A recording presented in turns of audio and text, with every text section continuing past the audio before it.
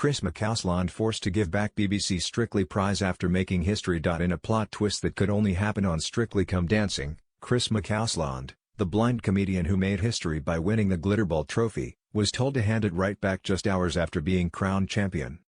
McCausland, who is registered blind due to retinitis pigmentosa, basically, his eyes decided to take an extended holiday in his 20s and 30s, became the first ever blind contestant to win the coveted trophy.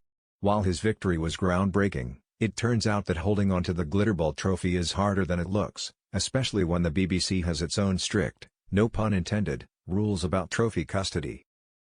After McCausland and his partner, Diana Buswell, delivered a show-stopping performance during the final, the duo was left in stunned silence when host Tess Daly announced their names as the winners.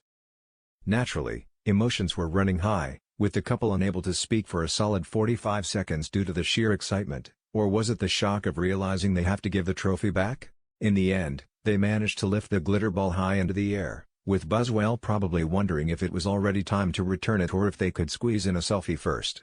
Buswell later shared her triumph on Instagram, walking into her home to find it transformed into a mini Strictly party, complete with balloons and banners. She posed with her Glitterball, smiling as if she had just won a lifetime supply of glitter. But poor Chris? Well, he might not have had quite the same Glitterball experience. It turns out the BBC has a little secret, the giant Glitterball trophy that everyone sees on TV? Yeah, you don't actually get to keep that one. Instead, they hand you a teeny tiny replica, about the size of a grapefruit. This wasn't news to previous winners, like Bill Bailey, who explained in 2021 that he had to surrender the prized orb shortly after his victory. They give you a smaller one and take the big one off you faster than a bouncer at a nightclub, Bailey recalled. A bloke from production came up, grabbed it from me, and stuffed it into a black bin bag. I didn't even get to finish my celebratory cocktail before they kicked me out. So much for the victory lap. Oro Duba, who won in 2016, also had a similar experience. I had it for about 5 seconds, he said, before it was whisked away, leaving him with a sad, tiny replica. I think they should at least let you keep it long enough to take a picture with it or, you know, pretend to dance with it. Harry Judd from McFly, who won in 2011, echoed this, joking that the trophy exchange felt more like a hostage situation. They hand you the big Glitterball, and then it's like, right, give it back.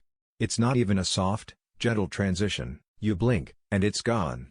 But despite the disappointing trophy exchange, McCausland has been nothing but proud of his time on Strictly. He and Buswell worked incredibly hard, and while Chris won't be keeping the original trophy, he'll certainly keep the memories. Unfortunately for fans hoping to see McCausland and Buswell reunite on the 2025 Strictly tour, the comedian will be sitting this one out. Speaking to Lorraine, he explained, I started my tour in January this year, did the first leg, and was supposed to be back out in September.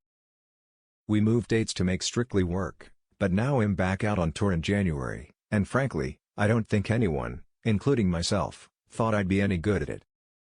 As for his future plans, Chris said, I thought I'd have 2 months off after Strictly. Instead, I'm going straight back into the grind of touring. I guess my idea of break time has changed. So while Chris won't be dancing again on stage with Diana, at least he can say he's the first blind contestant to win Strictly, and the first to be told, give it back, without even getting a chance to take it on a victory lap.